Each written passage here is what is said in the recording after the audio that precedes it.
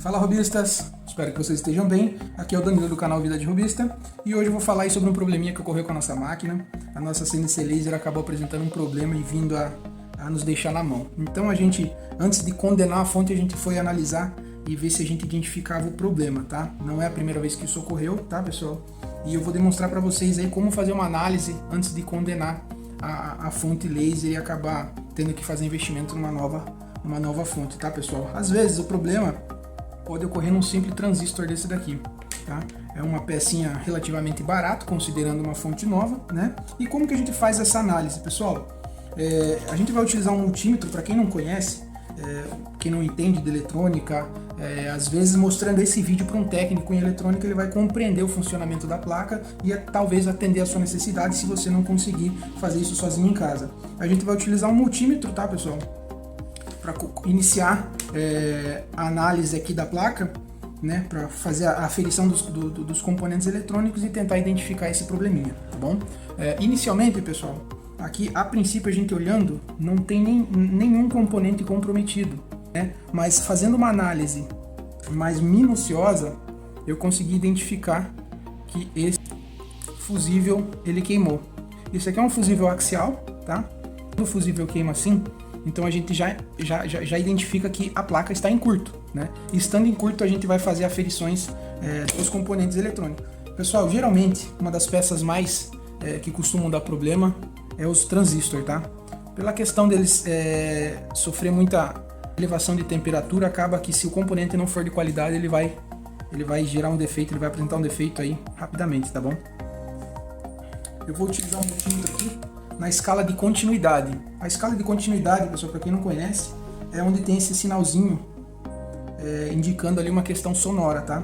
E se você encostar uma ponta na outra, fechar curto, você vai identificar por esse barulho, né? Ele vai apitar, dando a entender que o componente eletrônico está em curto. Um exemplo é esse transistor que eu já substituí da primeira vez aqui da placa, com uma simples, é possível perceber que ele está em curto exatamente por esse motivo, ó. Aqui ele não era para gerar contato, ó. De lá para cá, de cá para lá, ele vai apitar, dando a entender que o componente está danificado, tá?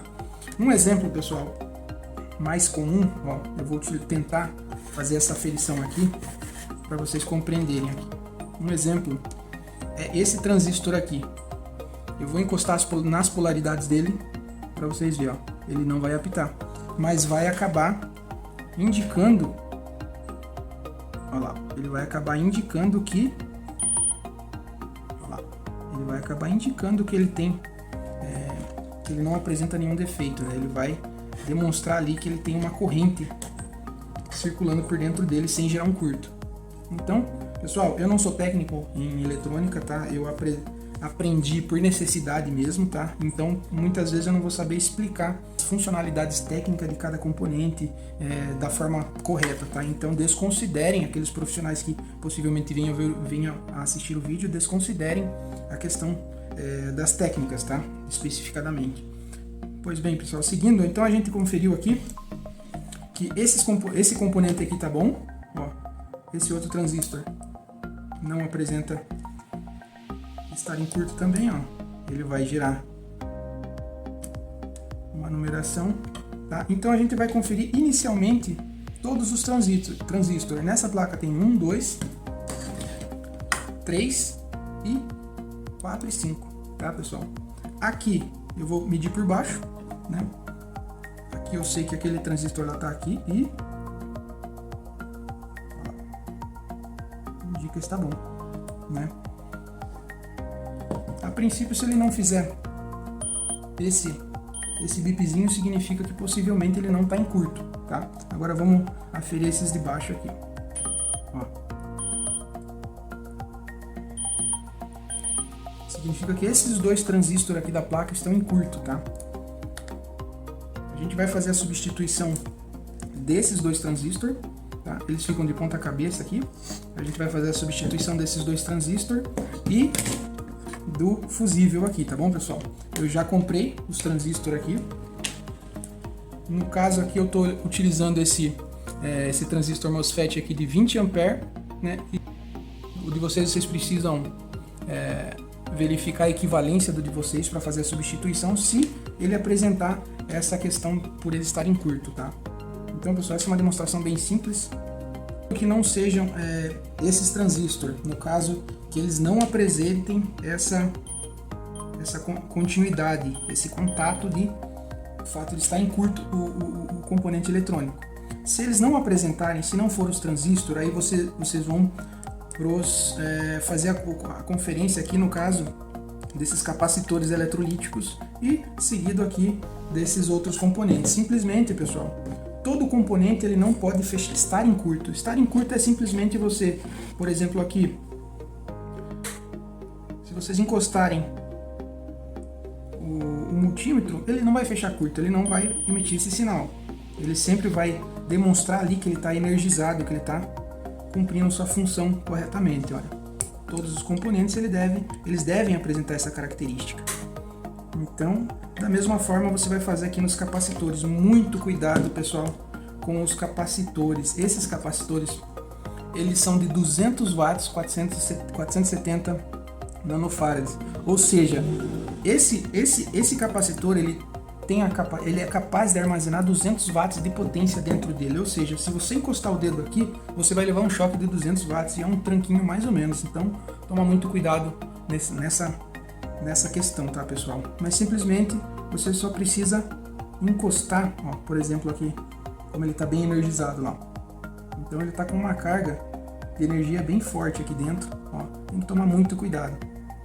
Esse aqui está com um pouco menos, mas se todo componente que você vier aqui nessa trilha, por exemplo, aqui como é uma trilha contínua, se você encostar aqui ele vai fechar curto. Por quê? Porque ele é a continuidade daqui, ou seja, esses dois componentes, esses dois terminais, eles estão em contato. Ele vai girar o curto. Então, mas quando você pega uma extremidade de um componente e outra, ele não é para fechar curto, tá? Como por exemplo, nesse componente, nesses dois aqui, que eles apresentam esse problema. Então, fazendo toda essa aferição aí, você vai saber qual que é o componente que está em curto ou não, tá? Superado essa conferência identificada, a gente vai substituir esses dois transistores que estão em curto, tá? Dando continuidade, pessoal, terminei de fazer a remoção dos componentes, agora eu vou limpar com álcool isopropanol. Tá? Fazer a limpeza dos contatos da placa.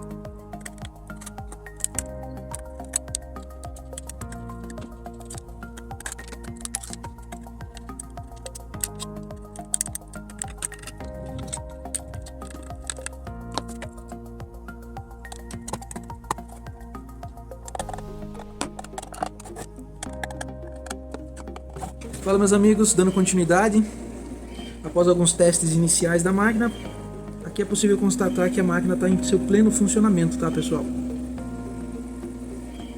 Uma substituição de um componente eletrônico simples, não requerendo muito conhecimento técnico, assim como vocês podem conferir que não sou profissional em eletrônica já, ressaltando mais uma vez, tá, pessoal?